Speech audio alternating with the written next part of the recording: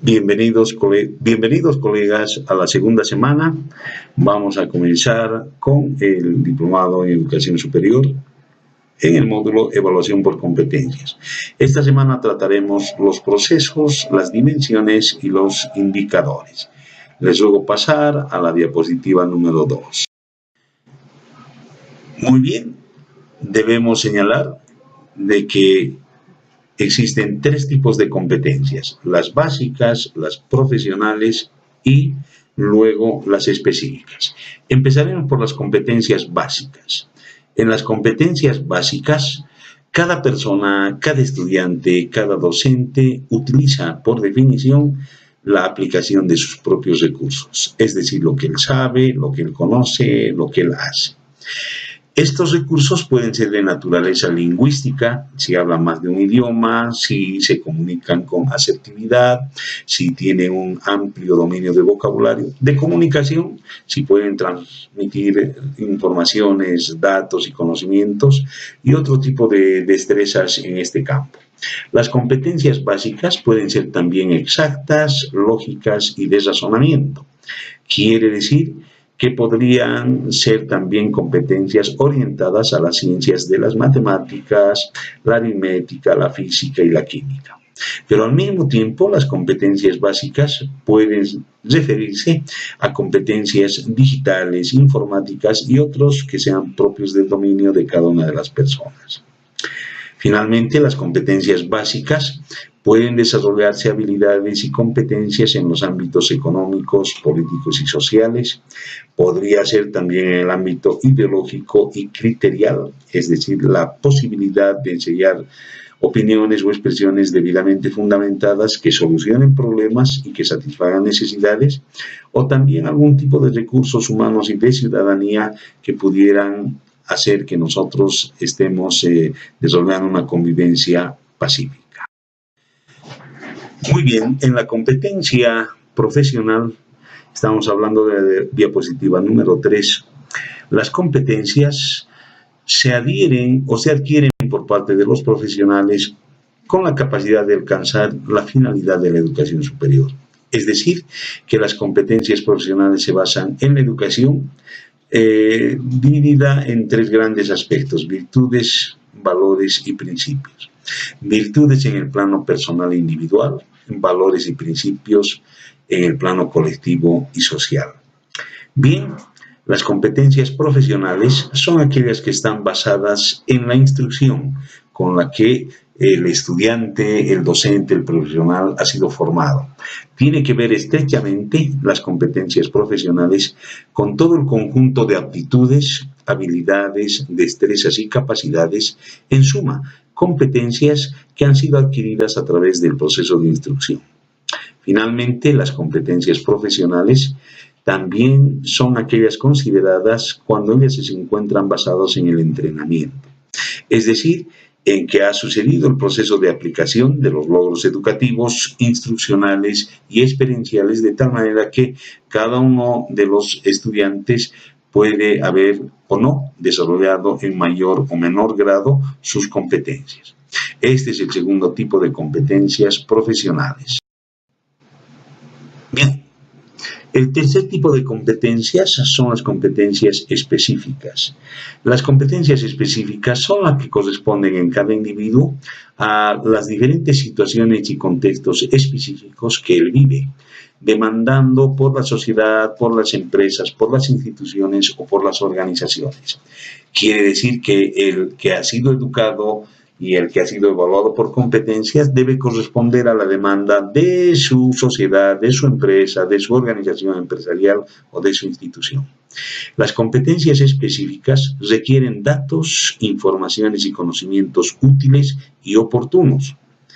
Es decir, esa es la misión de la educación superior: proporcionar datos, informaciones y conocimientos que puedan ser aplicados en el mundo real, en el empleo real, de manera que puedan ser expresados en su carácter de ser conocimientos útiles y en su momento de aplicación conocimientos oportunos.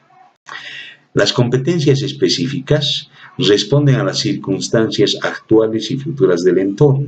Por eso es que en este tipo de competencias se debe tomar en cuenta los entornos interno y externo. Ahora, les invito a reflexionar sobre la evaluación durante el proceso. La evaluación durante el proceso es aquella que considera todos los aspectos requeridos para un buen cometido de la misma. Por supuesto que la evaluación por competencias durante el proceso ha de fomentar la autorregulación del estudiante, lo que en otras bibliografías se denomina iteratividad, es decir, la inexistencia de la necesidad de supervisión y control. La evaluación durante el proceso contempla todos los aspectos personales, ambientales, de conocimiento y aprendizajes, tanto psicomotores como de actuación, que faciliten el aprendizaje. Durante la evaluación en el proceso debe sin duda considerarse la personalidad del estudiante y coadyuvarlo. ¿Y cómo se lo puede lograr? Haciendo que la evaluación durante el proceso sea previsora, es decir, planificada previamente, integral, que considere todos los aspectos, y holística, que proporcione todo el conjunto de conocimientos para que el profesional se desempeñe en el ámbito de su competencia. En cuanto se refiere a la evaluación después del proceso, mencionaremos de que tiene que tener un desarrollo lógico y secuencial. Es decir, debe haber pasado los procesos de aprendizaje, de experimentación, de solución de problemas, de satisfacción de necesidades, y en ese mismo orden proceder a la evaluación de manera secuencial. La evaluación después del proceso es correspondiente y pertinente al contexto final de la actuación del estudiante. Se debe desarrollar después de que ha concluido su proceso de aprendizaje. Bien, deben tomarse en cuenta más o menos desde una perspectiva sistémica, las entradas de los diferentes insumos, es decir, ambiente, docente, materia, método, de tal manera que todo eso sea resuelto en los procesos digestores durante el transcurso del proceso de aprendizaje, para ser evaluado luego, como en este caso, después del proceso. En esa consideración deben observarse las salidas y los productos competenciales. Bien.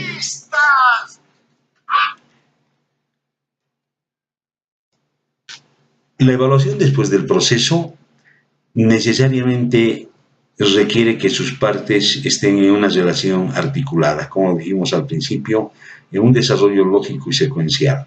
Finalmente, debemos mencionar que la evaluación del proceso es global, sistemática y ordenada. Con esas caracterizaciones, colegas, en las diapositivas 7, 8 y 9, ustedes podrán ver el enunciado teórico de las características de ambos tiempos, tanto durante el proceso como después del mismo. Ahora pasaremos a los aspectos fundamentales y esenciales de esta segunda semana. Debemos desarrollar los principios de la evaluación en el aula, pero al mismo tiempo sus diferentes dimensiones y sus indicadores. Les ruego, por favor, prestar toda atención a este audio, particularmente a partir de la diapositiva 10, que la desarrollaremos a continuación.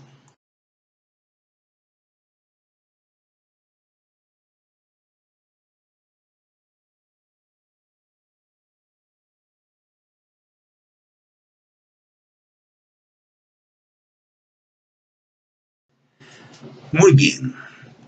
Respecto de los principios de evaluación por competencias en el aula, debemos pensar en que se basan en 4 principios. En el sentido de las agujas del reloj, en la objetividad, quiere decir que tenemos nosotros que observar y tenemos que desarrollar la evaluación solamente de todo aquello que ha sido desarrollado con esta finalidad. Debemos suponer la existencia de los fenómenos de manera independiente a nuestra conciencia. Debemos evaluar exactamente lo que vemos. Para desarrollar esta objetividad tenemos que acudir a una actitud crítica y reflexiva respecto de todo lo que nosotros vamos observando en el proceso de evaluación. por competencias. Por supuesto que la evaluación por competencias dentro del aula tiene que ser lógica, es decir, razonable, y debe permitir ser fruto de la observación, es decir, que debe ser previsto, observado, constatado, tanto por el docente como por el estudiante, de tal manera que la evaluación por competencias alcance los fines deseados. Al mismo tiempo, debemos definir y aceptar todos los que participamos de este segundo módulo, que la evaluación por competencias evalúa, por supuesto, los aprendizajes que deben ser evaluados por competencias descansan en los procesos de valoración de los logros que alcanzan los estudiantes. Es decir, que nos debe interesar qué competencias ellos llegan a alcanzar una vez finalizado el proceso.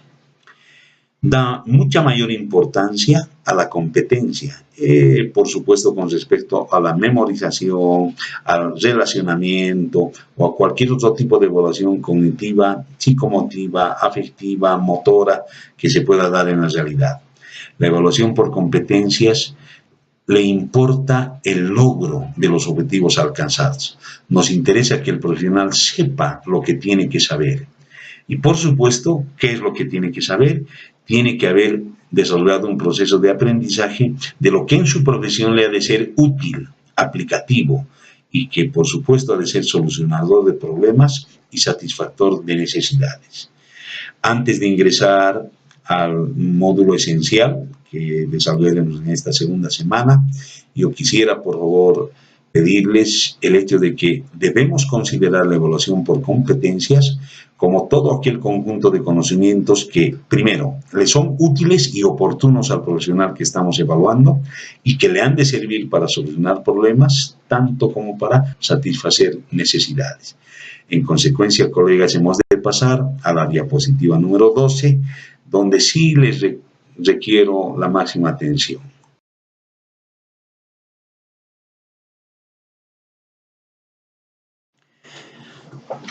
Bien, colegas, en esta segunda semana debemos fijar la atención en estas diapositivas, particularmente la 12 y la 13. Tiene como título la diapositiva número 12, número, dimensión e indicadores. El número, ustedes pueden observarlo en la columna de la izquierda, arriba a la izquierda, y un recuadro tipo flecha que tiene el número 1. Quiere decir que ha de ser la primera evaluación por competencias que vamos a desarrollar. En el recuadro superior verán ustedes la palabra dimensión subrayada y en el recuadro inferior la palabra indicadores también subrayada. Como se trata de un curso online, me voy a permitir compartir con ustedes primero un ejemplo escolástico que permita la comprensión del número, la dimensión y los indicadores que se deben tomar en cuenta en una evaluación por competencias. Reitero, la diapositiva número 12 es simplemente un ejemplo. En cambio, la diapositiva número 13 ha de ser mucho más específica. Comencemos en la diapositiva número 12. Dice número 1 sobre un recuadro guindo. Arriba en el recuadro amarillo dice dimensión como palabra subrayada y hemos identificado la dimensión que vamos a evaluar. En el caso del presente ejemplo, hemos de evaluar en un paciente la temperatura corporal. Quiere decir que el profesional que ha de ser formado en el ámbito de la medicina, de la enfermería, de la odontología, ha de tener que tomar en cuenta una primera dimensión, y es la temperatura corporal del paciente.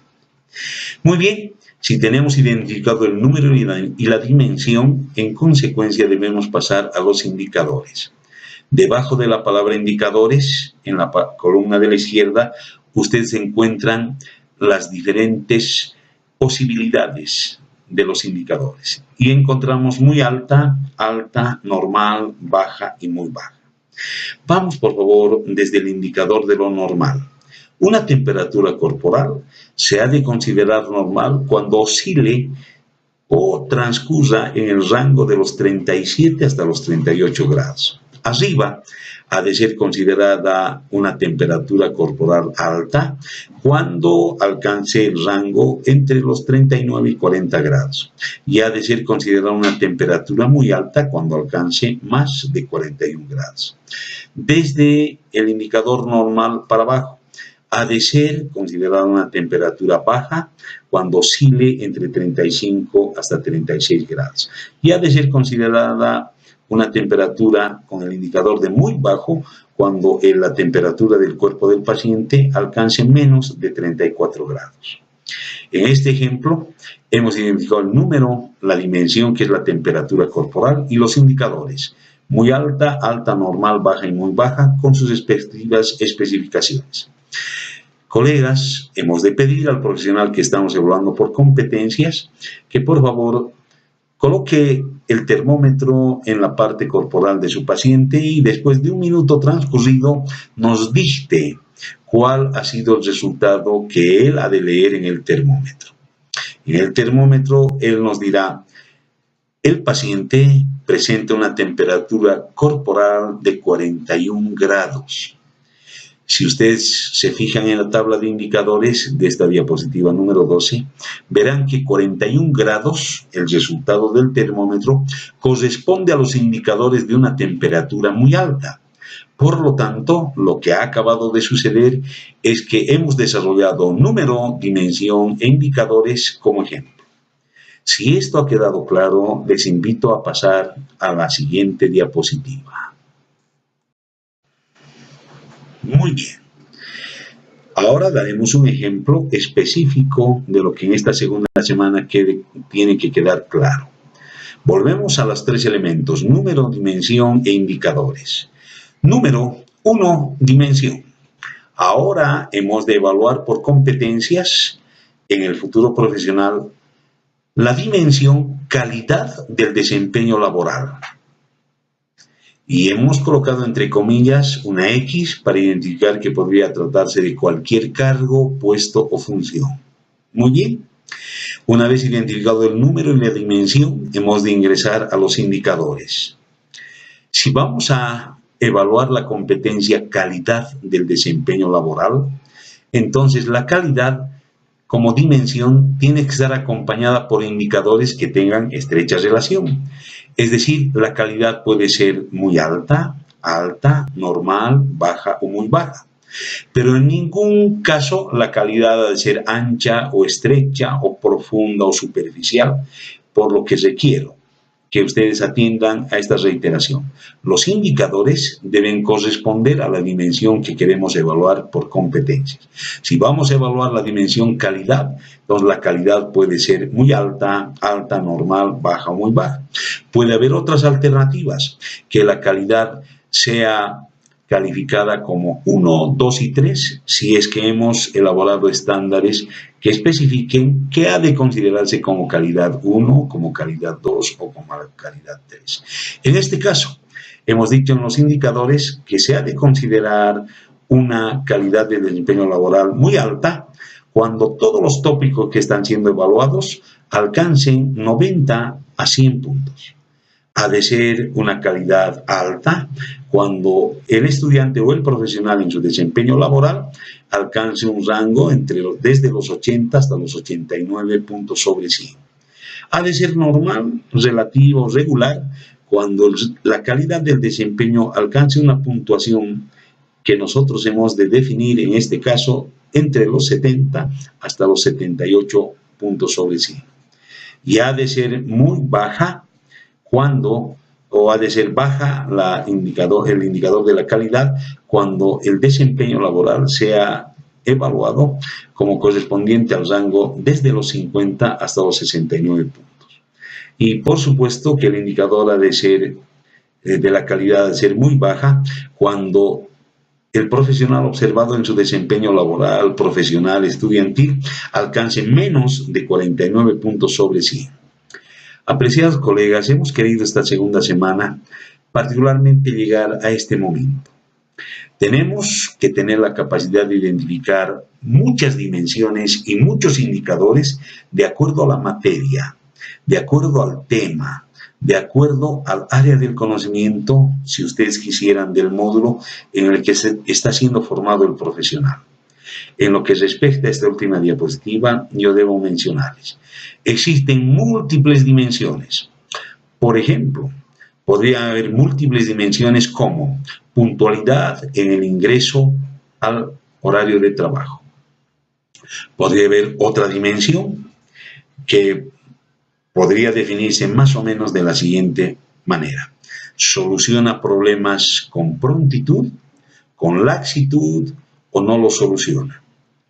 Otra dimensión podría ser como un muy buen antecedente el hecho de evaluar si identifica o no identifica el nombre de los instrumentos o de las herramientas que él utiliza. Si lo hace ese proceso de identificación con precisión, la dimensión sería precisión en la identificación de herramientas.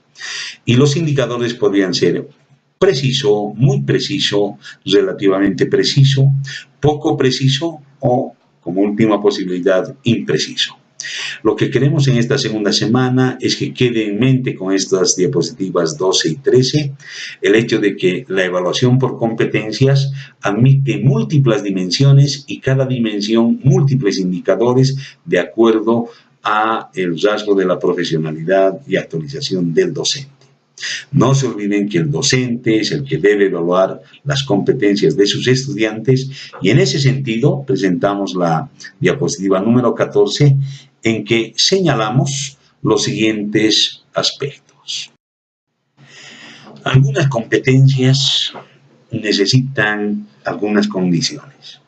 La evaluación por competencias sin duda debe hacer que el docente motive al estudiante, al profesional, al que ha de ser evaluado por sus competencias, a través de un enfoque base de la pirámide, colegas, de un enfoque que privilegie la creatividad, la iniciativa, el ingenio, la imaginación, la reflexión y la crítica con personalidad. Quiere decir que la evaluación por competencias debe privilegiar creatividad, la capacidad de solucionar problemas con recursos disponibles. La iniciativa, considerada como el concepto que expresa la capacidad de actuación en ausencia de disposiciones. El ingenio, como un concepto que ha de evaluar la posibilidad de empeñar en la solución del problema o la satisfacción de la necesidad todo lo que el ingenio humano pueda proporcionarle. La imaginación como la capacidad de concepción de nuevos y futuros escenarios, actores y movimientos. Y finalmente la reflexión y crítica que ha de permitir identificar los aspectos positivos y negativos que nosotros ya hemos incurrido en el proceso de evaluación. Todos estos enfoques privilegiados por la evaluación por competencias destacan la personalidad, tanto del docente que evalúa como del estudiante o profesional que es evaluado. ¿Cómo debe desarrollarse la evaluación por competencias? Debe haber observación objetiva con personalidad responsable de parte de quien evalúa y de quien es evaluado. Y esto tiene una palabra que identifica con claridad estos conceptos. La evaluación por competencias, por definición, es ética. Como ustedes saben, colegas, la ética es el objeto de estudio de la deontología y que expresa específicamente como ética que se refiere a una respuesta personal ante un proceso educativo de evaluación que requiere del docente y del estudiante la actitud correcta. Para concluir esta segunda semana, yo les pido por favor reflexionar tratando de hacer un listado de muchas dimensiones que ustedes quisieran evaluar. Y por supuesto, identificar para esa dimensión los indicadores correspondientes, pertinentes, bajo los cuales la dimensión puede ser medida.